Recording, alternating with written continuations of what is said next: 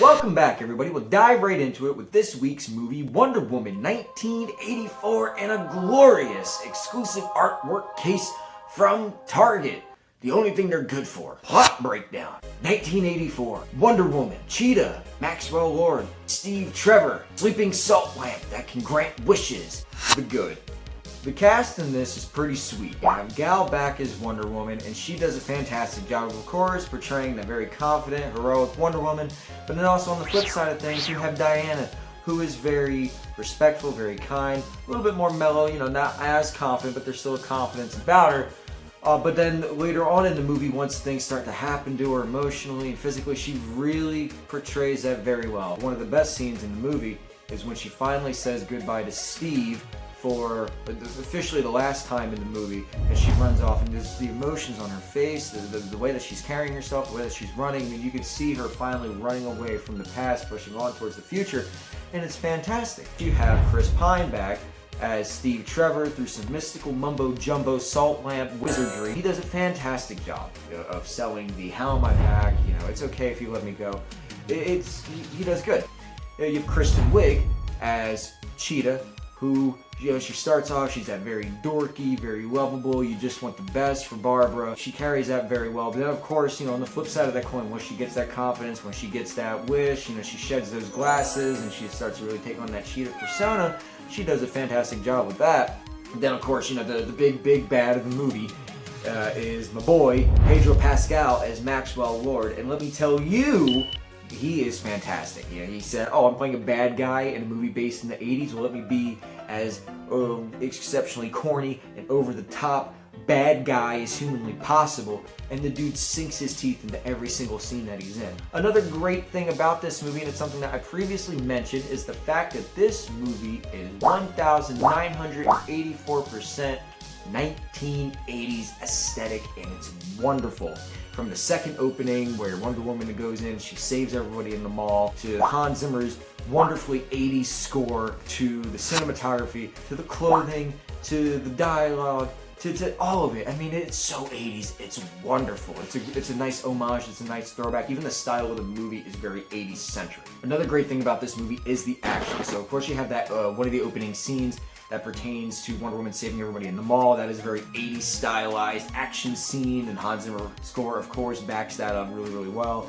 Then, of course, you have both showdowns between Wonder Woman and Barbara, but then also Wonder Woman and Barbara as Cheetah. Both of them are done very, very well. Another great thing about this movie is the score. We got Hans Zimmer doing the music this time. One of the biggest and most wonderful surprises of the entire movie is when we get to the final showdown between Wonder Woman and Maxwell Lord, we have his track from Dawn of Justice, Beautiful Lie. It has made a comeback, it has been repurposed, and it is so beautiful to hear that track pop up once again, since we haven't heard it in a few years.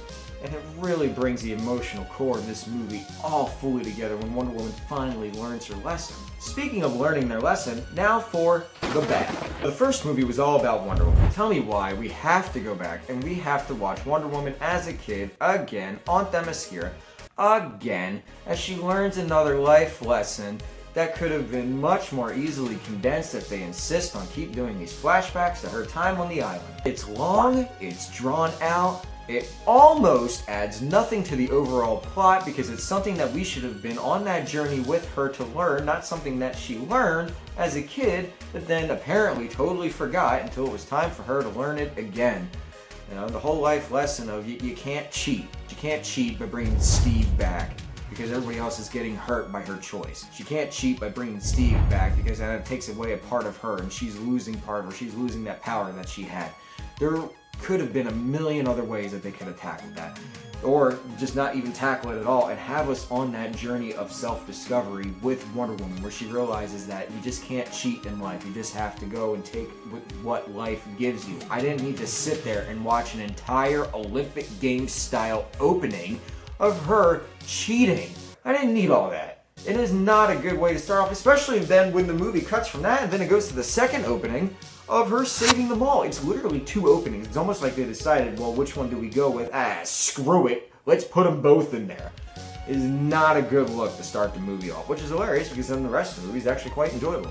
My other complaint that I have about this movie is the final fight scene again. I will say, it is better than the one in the first one, where it was basically bad guy powers up, monologue, main hero powers up, they're super, bad guys talking, unleash their ultimate power combo, button smash move, hey, hero saves the day. You know, we do have a nice emotional standoff to end cap this movie on, where it actually kind of ends a little bit more differently than what you're expecting, especially, you know, considering how these superhero movies tend to play out. You know, once again, it could have been handled a little bit better. You know, for starters, it's a little difficult to see. I do not recommend watching this movie at any point during the day if you're not in a fairly dark room or you have the brightness on your device or your TV, whatever, set up higher than you normally do. It's just not well lit. You know, they're in an area where there's not a lot of street lamps or really any street lamps or any kind of exterior lighting except for the moon, but then there's not much moon coverage.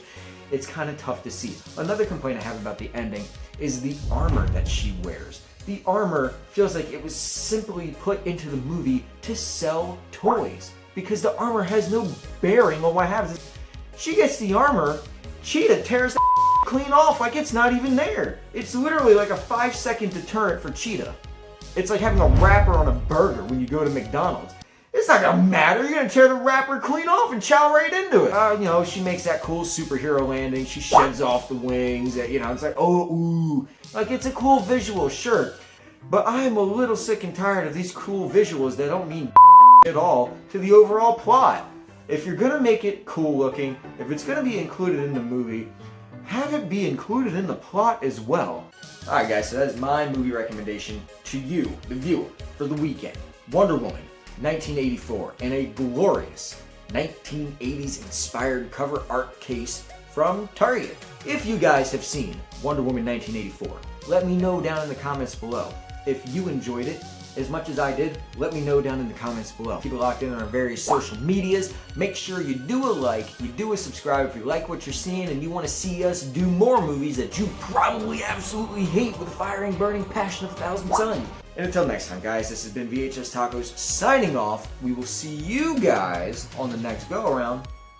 Adios.